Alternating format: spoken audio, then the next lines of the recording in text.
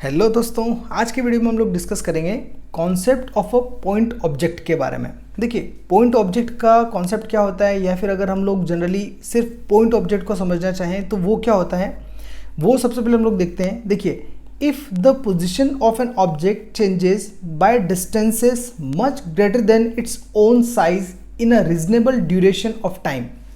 इसका मतलब ये हुआ कि अगर कोई भी एक ऑब्जेक्ट अपनी पोजीशन को चेंज करता है, मान लीजिए कि कोई भी एक ऑब्जेक्ट है आपके पास में ए, उसका पोजीशन अभी यहाँ पर है।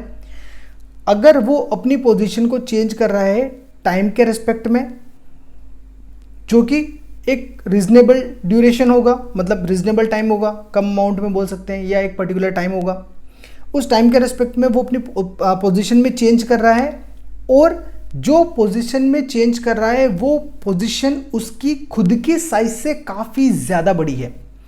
इसको आप इस तरीके से समझ सकते हैं कि एक छोटी सी चींटी मान लीजिए 100 किलोमीटर का अगर डिस्टेंस कवर करती है, एक छोटी सी चींटी अगर 100 किलोमीटर का डिस्टेंस कवर करती है तो उस चींटी के लिए 100 किलोमीटर बहुत बड़ी बात हो गई, है ना।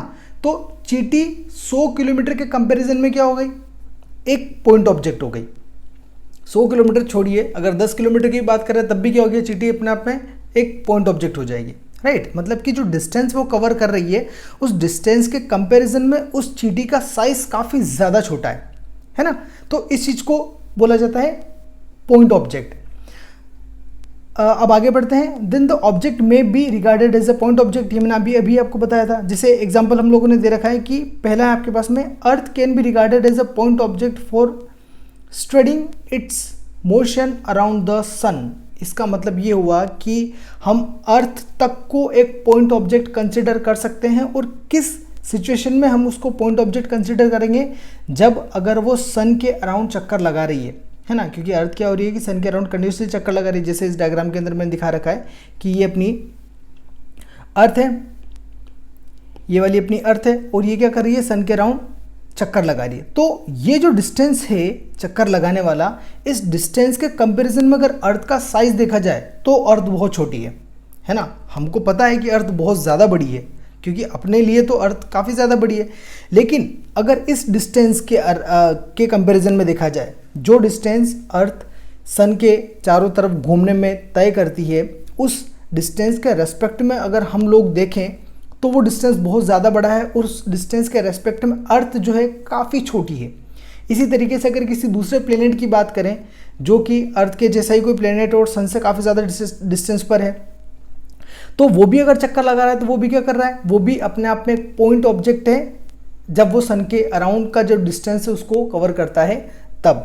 ऑलराइट, अब जैसे अगर अपन इसका सेकेंड एग्जाम्पल देखें तो देखिए, a train under a journey of several hundreds kilometre can be regarded as a point object. मतलब एक ट्रेन अगर हज़ारों किलोमीटर का डिस्टेंस कवर करती है, तो उस हज़ारों किलोमीटर के रेस्पेक्ट में जो ट्रेन का साइज़ है ना, वो काफ़ी ज़्यादा छोटा है, जिसको हम लोग क्या बोल सकते हैं, पॉइंट ऑब्जेक्ट। ट्रेन अपने आप में छोटी नहीं होती है। ट्रेन का अप्रोक्सीमेटली अगर हम देखें तो मैक्सिमम जो लेंथ हो सकती है वो 1 किलोमीटर तक होती है ट्रेन की।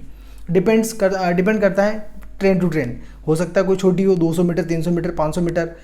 हम जनरली मान के चलते हैं कि सबसे लॉन्ग ट्रेन भी अगर अपन लें तो 1 किलोमीटर की भी अगर अपन साइज़ माने ट्रेन की, कि 1 किलोमीटर लंबी ट्रेन को भी हम लोग क्या बोल रहे हैं, पॉइंट ऑब्जेक्ट बोल रहे हैं।